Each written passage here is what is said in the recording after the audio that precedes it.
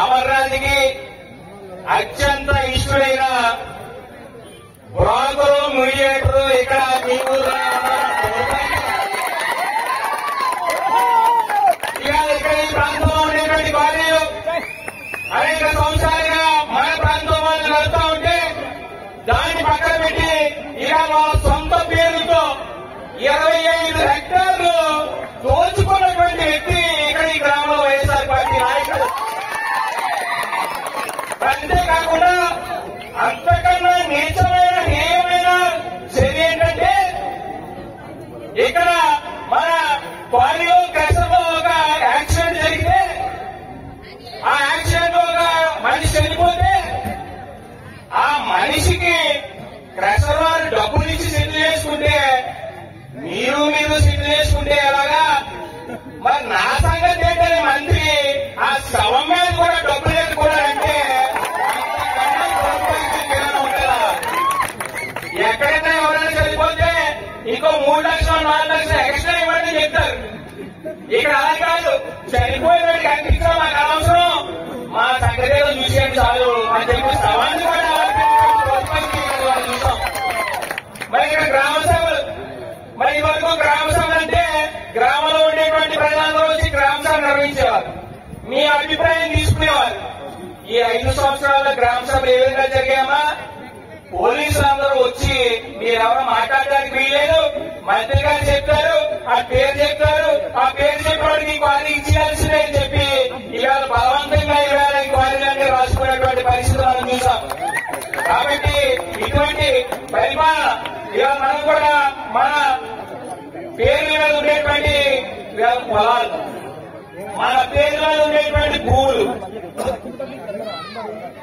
అవన్నీ కూడా ఇవాళ జగన్మోహన్ రెడ్డి ముఖ్యమంత్రి అయినాక ఇవాళ మనకు వచ్చినటువంటి మన తాతలు ఇచ్చినటువంటి పొలాలు కూడా ఇవాళ వాడేదో మన పొలం దాతలు చేసినట్టు ఆ జగన్మోహన్ రెడ్డి బాంబు వేసి మన తాలూకా పాస్బుక్ ఇవ్వడం ఏంటమ్మా?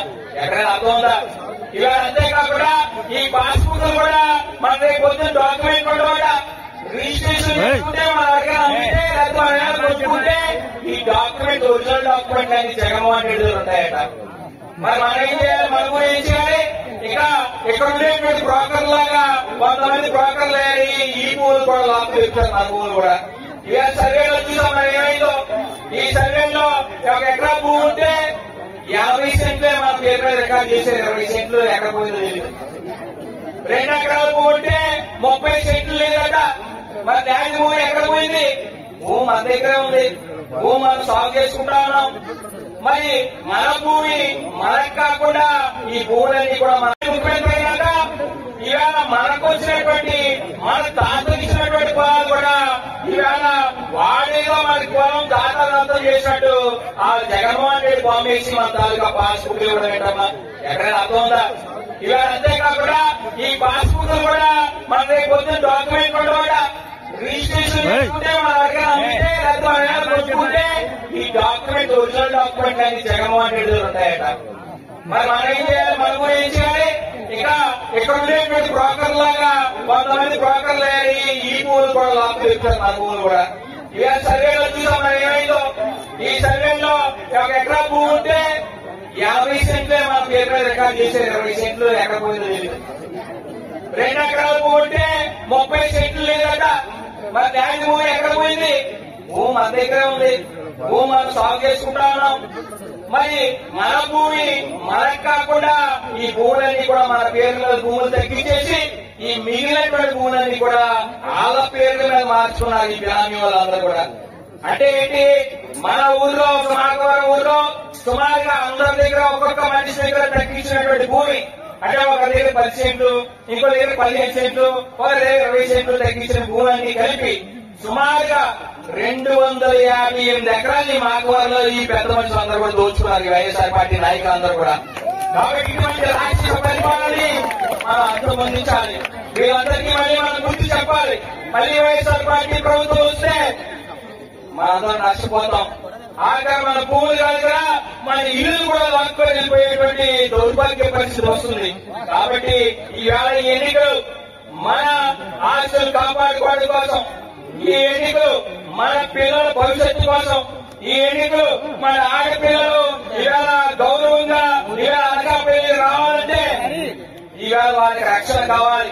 వైఎస్ఆర్ పార్టీలో రక్షణ లేదు. ఇంటి దగ్గర నుంచి అమ్మాయి బయటికి వెళ్తే మళ్ళీ తిరిగి వస్తుందో లేదా అనేటువంటి భయం. కాబట్టి ఇటువంటి పాలన మనం అంతమొందించాలి. కాబట్టి ఈ ఎలక్షన్ లో మనందరం కూడా ఇదే ఒకే ఒక అవకాశం 5 సంవత్సరాలకు ఒకసారి వస్తుంది. ఇక్కడ ఒక్కసారి మనం తప్పు చేశామా 5 సంవత్సరాల నరకం అనుభవించాలి. అదే అనుభవించామన్నా 5 సంవత్సరాలు. కాబట్టి ఇప్పుడైనా సరే ఈ ఎన్నికల్లో ఇవాళ జనసేన, తెలుగుదేశం పార్టీ, ఇవాళ బీజేపీ పార్టీ కలిపి ఉమ్మడి అభ్యర్థులుగా ఇవాళ నియమించడం జరిగింది.